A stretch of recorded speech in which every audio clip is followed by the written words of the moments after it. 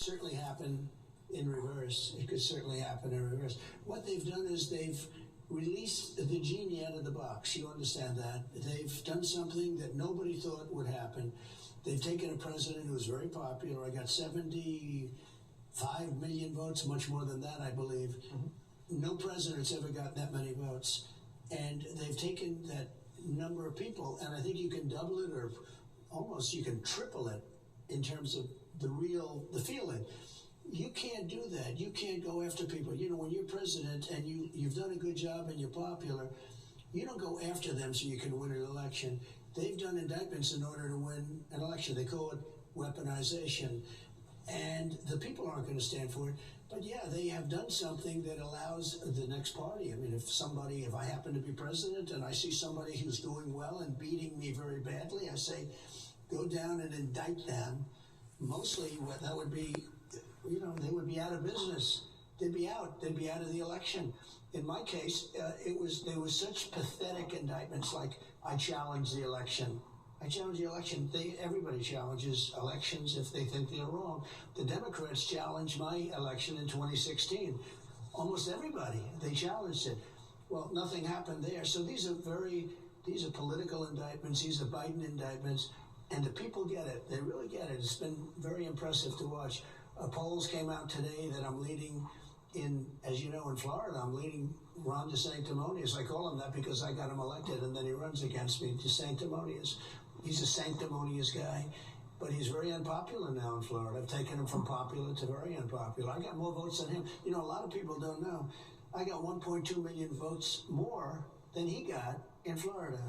Nobody talks about that. The fake news doesn't want to talk about it. So I talk about it, like on your show, which will get big ratings. You're going to get such big ratings.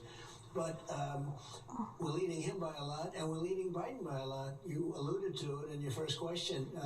We're leading Biden, according to the New York Times, no fan of mine, but we're leading him practically everywhere. So we'll see what happens. But we want to make America great again, and we're going to do it. We're going to get along great with South America. We're going to do great with Mexico. We have really great. I had tremendous relationships with Mexico. In fact, my son-in-law, Jared, got an award, a medal, which is like the equivalent of just about your biggest award. And he did that because of the relationships and the business things that we've been able to do between the countries. And even the military and the security things we've done between the countries. Do you think the border is now more secure because of that relationship and the partnership you've been able to build with Mexico? Well, the border is now not secure. The border is now the worst border in history, probably the history of the world. No third world country would have a border like this. You know, I say they fight them with sticks and stones. I mean, we're millions of people. I believe the number is going to be 15 million people by the end of this crazy administration. This administration's crazy. They have an open border policy, which, by the way, is terrible for Mexico. I spoke to your president. Your president knows this because people are coming through all over the world. They're walking through Mexico. Mexico doesn't want that. They're coming through. It's like a human highway. And they come through by the hundreds of thousands, by the millions through Mexico. And bad things happen when that takes place. So your president hates it. I hate it. We had the safest border in history. We had the most secure border in history. Mexico actually gave us soldiers at my request. They gave us soldiers free of charge, a lot of them, thousands and thousands of soldiers. We had this, especially while I was building the wall, because we built 561 miles of wall. And then after, we're going to build another 200 miles. It was all done, all fabricated, all ready to put up. And these really ignorant people from this administration decided, we want open borders.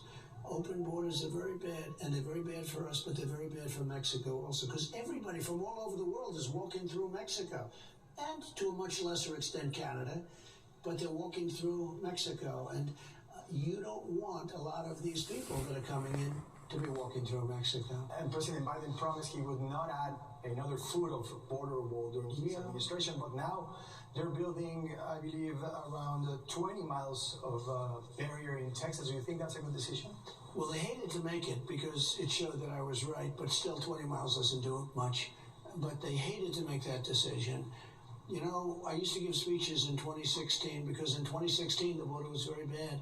And then I fixed it so well, it was so good, and not as good as I had it at the end of the last term, but I fixed it so well. We did so good with it that I couldn't talk about it with the next election coming up in 2020. There was nobody wanted to listen. I said, I want to talk about the border. They said, sir, nobody's listening because you fixed it. And I said to myself, isn't that incredible? You fixed the border. You did such a good job. We had the safest border.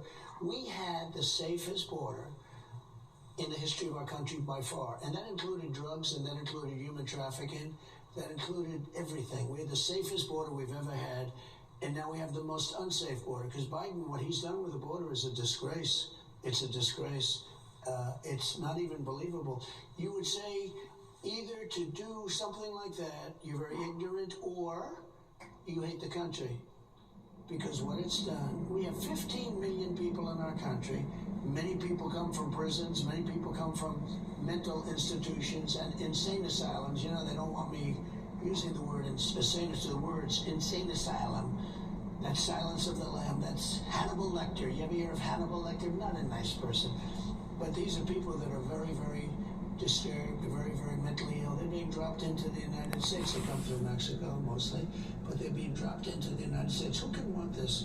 But we have them coming in from Africa, from China, from all over the world. And a lot of these are young men, you know, young single men, or single in terms of coming into the country at least. And you say, what's going on here? We have a large number of people coming in from China, young men. We have people coming in from a lot of different countries. You know the countries almost better than I do because you see it. Bad things are happening, and a lot of terrorists are coming into our country, and we didn't have that at all. You know, I went 4 years without any terrorist attacks. Nobody can believe it. We had tremendous